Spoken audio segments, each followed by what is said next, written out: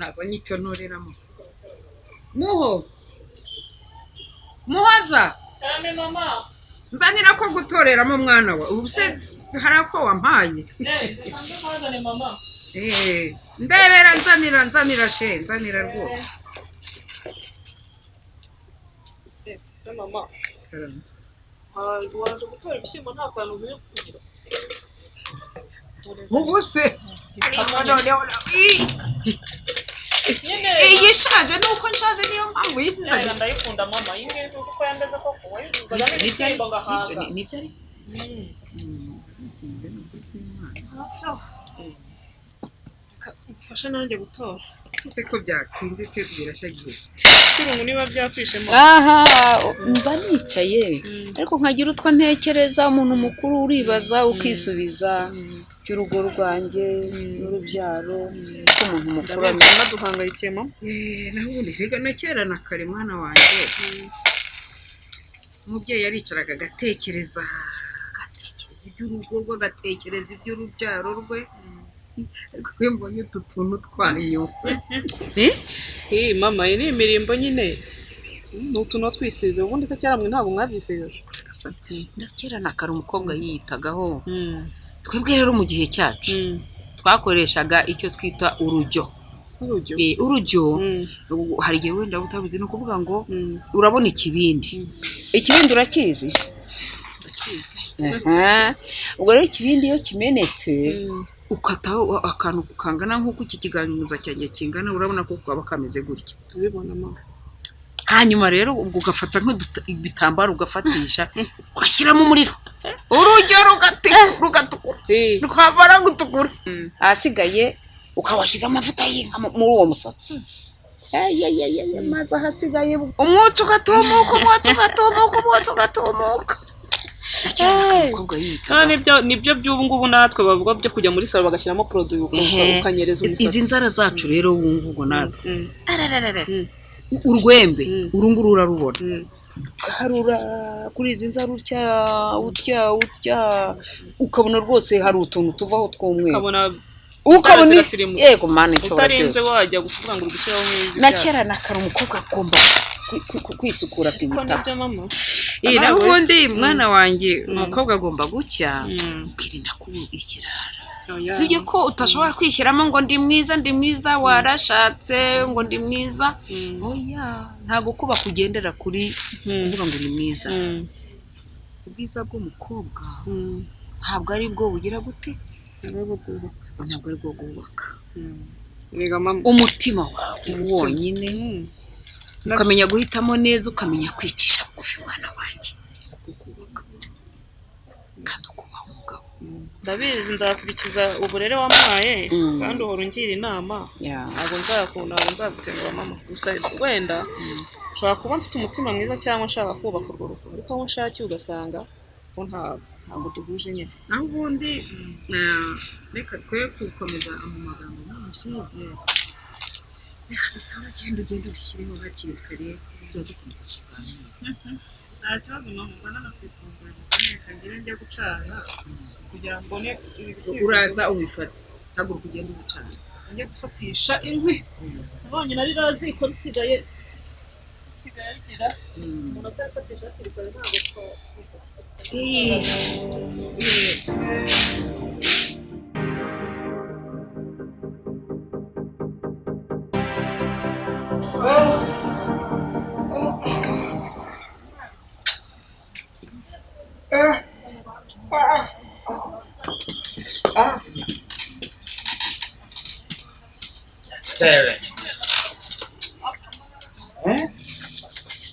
urugo rurimo umugore urugo rurimo abana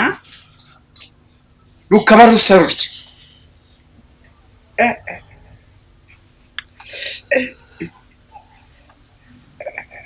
ariko reka nyice maraye nyigotomeye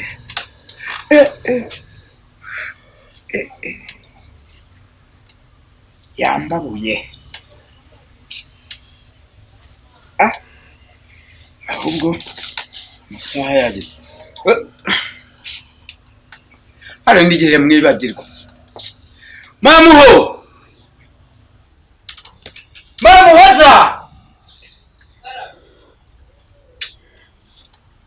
Anezwe inkoni. Vayo hano.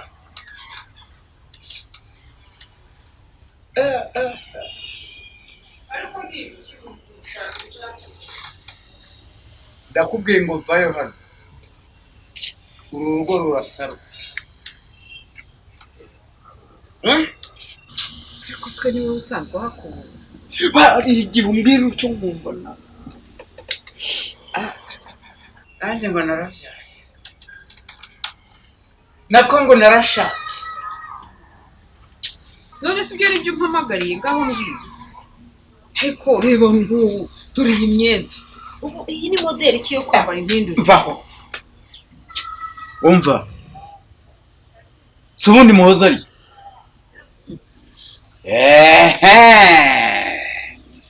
uzibeshya umutumiye arara wambona ntugire ngo uzibeshye iyo mpanga tuyigabane wumva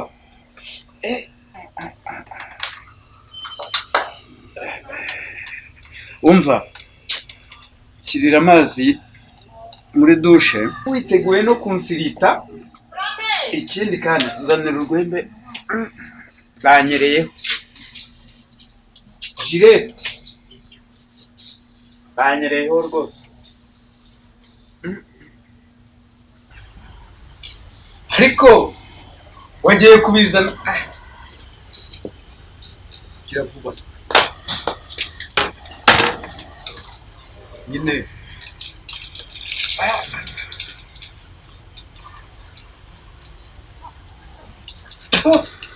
araruba ararura amazi nyine. ariyo reza ntamubuza rero unashyushya kuko singendera wumvise ngira amahirwe urabirya. la tete vrai son siniganye na nyine ariko mu mutwe wawe haba hazima. D'accord.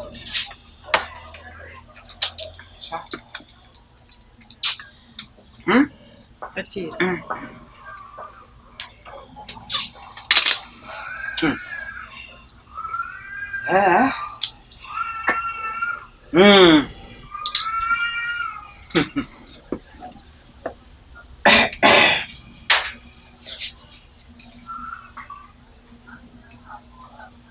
urandeba se urandebekera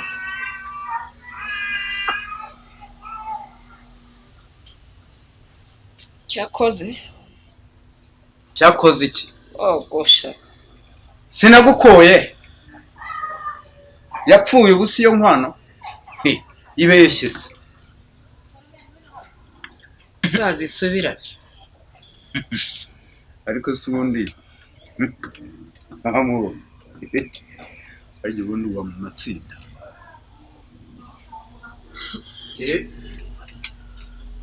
ubwizigame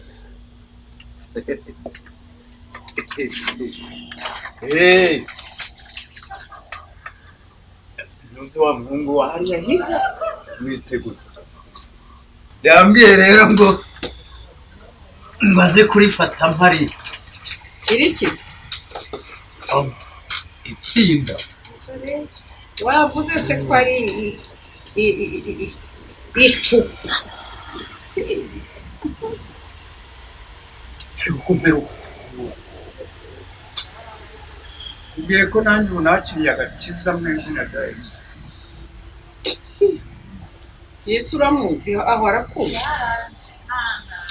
Yesu arakuzi? atamenya se uba waratumye amata mu cyo ngira ngo muba Yesu rwose.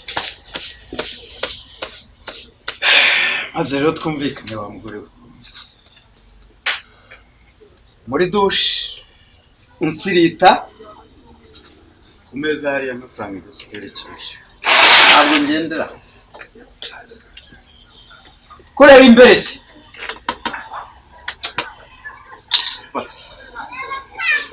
kureba imbere uzunsirite ishobora byose muhoza uyu mugabo ariko imana iza muho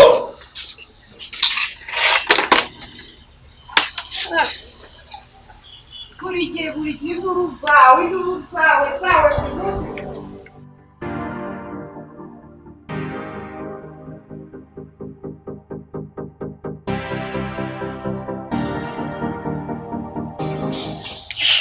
ni igitangaza pe rwose ni igitangaza ko Yesu yankije papa waramutse we umva